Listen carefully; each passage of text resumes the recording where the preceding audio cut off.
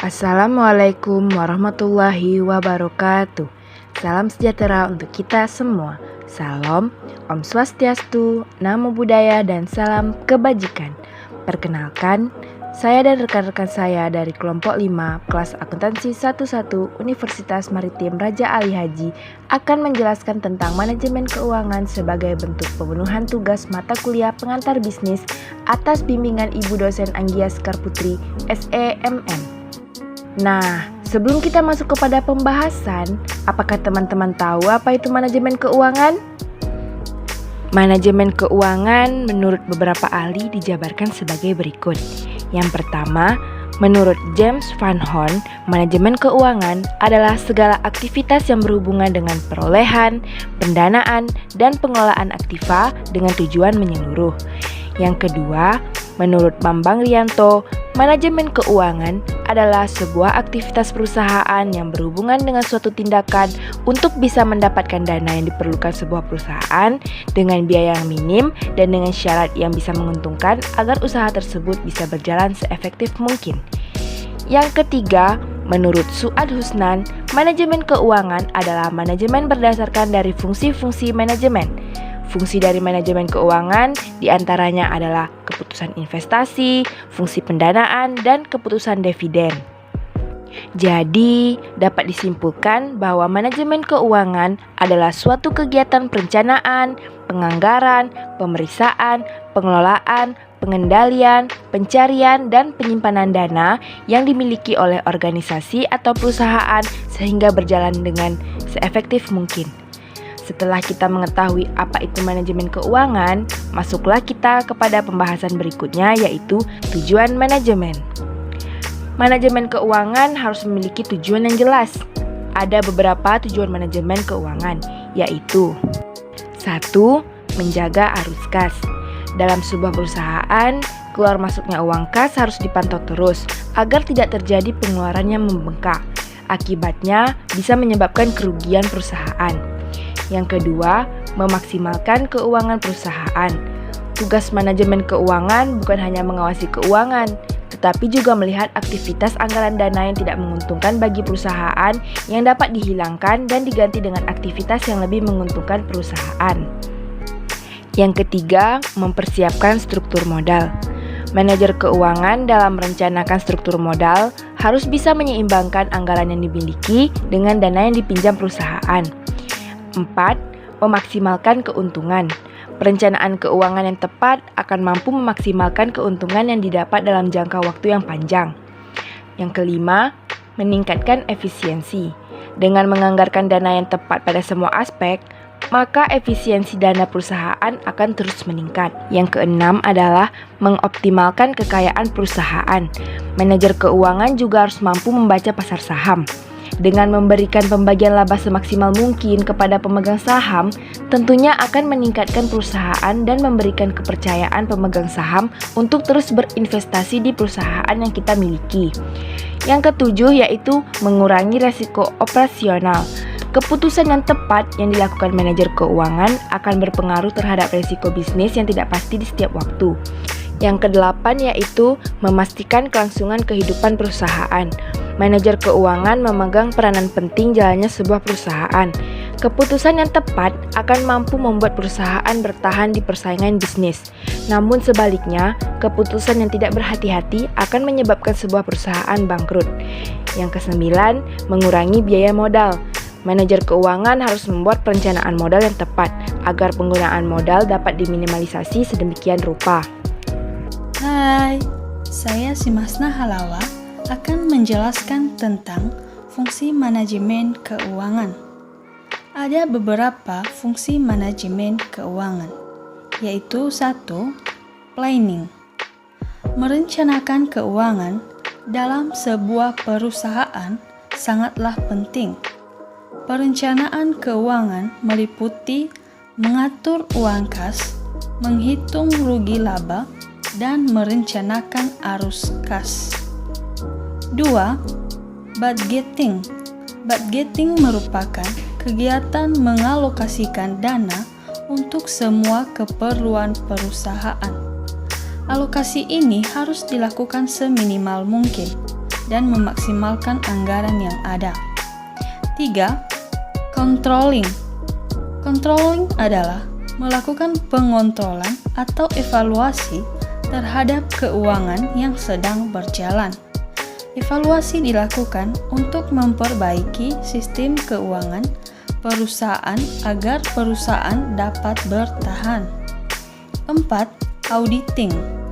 Auditing adalah proses pemeriksaan keuangan. Pemeriksaan keuangan perusahaan sesuai kaidah akuntansi akan menghindari terjadinya penyelewengan dan penyimpangan dana perusahaan. 5. Reporting. Reporting adalah melaporkan keuangan. Melaporkan keuangan perusahaan harus dilaksanakan secara terbuka dan transparan di semua kalangan perusahaan. Laporan ini berguna untuk memberikan informasi keadaan keuangan perusahaan. Pembahasan selanjutnya yaitu mengenai sumber dana dan penggunaan dana. Analisis sumber dan penggunaan dana atau sering disebut analisis aliran dana merupakan dana analisis finansial yang dimaksudkan untuk mengetahui bagaimana dana digunakan dalam perusahaan dan bagaimana pendanaan atau pembelanjaannya. Laporan sumber dan penggunaan kas adalah laporan yang menunjukkan perubahan kas selama satu periode dan memberikan alasan mengenai perubahan tersebut dengan menunjukkan dari mana sumber dan penggunaannya. Laporan sumber dan penggunaan modal kerja adalah analisis laporan keuangan yang bertujuan untuk mendapatkan informasi tentang perubahan modal kerja perusahaan serta sebab-sebab perubahan tersebut yang dikenal dengan sumber modal kerja dan penggunaan modal kerja pada suatu periode. Pasar modal dalam pendanaan perusahaan. Ada beberapa cara memperoleh dana di pasar modal melalui beberapa aksi korporasi perusahaan seperti pencatatan perdana saham atau initial public offering atau disingkat dengan IPO, pencatatan saham baru atau rights issue, dan melalui penerbitan obligasi. Halo, perkenalkan saya Lasviliana Arventia. Sebelum masuk kepada instrumen pasar modal, apakah teman-teman tahu apa itu pasar modal?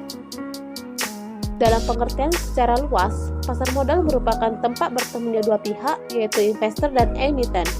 Investor berperan sebagai pihak yang memiliki dana, sementara itu, emiten merupakan sebuah badan usaha yang membutuhkan modal dan mengeluarkan surat berharga untuk diperdagangkan. Sekarang kita masuk kepada instrumen pasar modal yang pertama, yaitu saham. Saham dapat didefinisikan sebagai tanda penyertaan modal seseorang atau pihak badan usaha dalam suatu perusahaan atau perseraan terbatas. Dengan menyertakan modal tersebut, maka pihak tersebut memiliki klaim atas pendapatan perusahaan, klaim atas aset perusahaan, dan berhak hadir dalam rapat umum pemegang saham atau RUPS. Keuntungan saham. Yang pertama, dividen.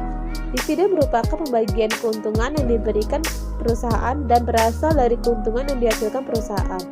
Yang kedua, capital gain. Capital gain merupakan selisih antara harga beli dan harga jual. Capital gain terbentuk dengan adanya aktivitas perdagangan saham dari pasar sekunder. Sebagai instrumen investasi, saham memiliki risiko antara lain. Yang pertama, capital loss. Merupakan kebalikan dari capital gain, yaitu suatu kondisi di mana investor menjual saham lebih rendah dan dari harga beli. Risiko likuidasi. Perusahaan yang sahamnya dimiliki dinyatakan bangkrut oleh pengadilan atau perusahaan tersebut dibubarkan. Surat utang atau obligasi. Obligasi dapat dijelaskan sebagai surat utang jangka menengah panjang yang dapat dipindah tangankan. Ia berisi janji dari pihak yang menerbitkan untuk membayar imbalan berupa bunga pada periode tertentu untuk melunasi pokok utang pada waktu yang telah ditentukan kepada pihak pembeli obligasi tersebut. Terdapat beberapa efek bersifat utang yang tercatat di bursa antara lain obligasi korporasi, yaitu obligasi yang diterbitkan oleh perusahaan swasta nasional termasuk BUMN dan BUMD. Yang kedua, sukuk adalah efek syariah berupa sertifikat atau bukti kepemilikan yang bernilai sama dan mewakili bagian yang tidak terpisahkan atau tidak terbagi atas aset yang mendasarinya. Yang ketiga, surat berharga negara atau SBN merupakan surat berharga negara yang terdiri dari surat utang negara dan surat berharga syariah negara. Yang keempat, efek beragun aset atau EBA adalah efek bersifat utang yang diterbitkan dengan underlying aset sebagai dasar penerbitan. Saya Tamrin akan menjelaskan tentang instrumen pasar modal lainnya, yaitu reksadana.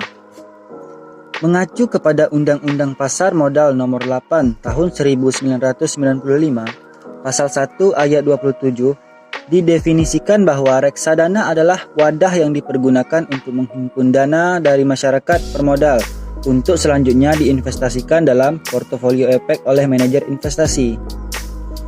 Keuntungan dan risiko reksadana.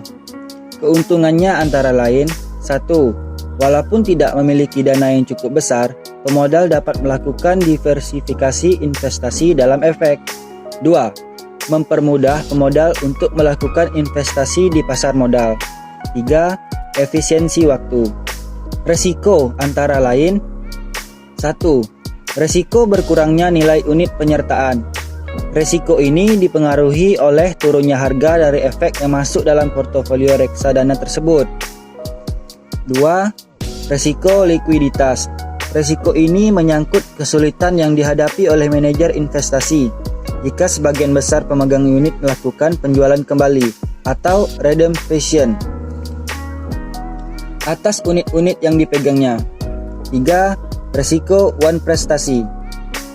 Risiko ini dapat timbul ketika perusahaan asuransi yang mengasuransikan kekayaan reksadana tidak segera membayar ganti rugi atau membayar lebih rendah dari nilai pertanggungan saat terjadi hal-hal yang tidak diinginkan. Dilihat dari portofolio investasinya, reksadana dapat dibedakan menjadi 1. Reksadana pasar uang atau money market fund.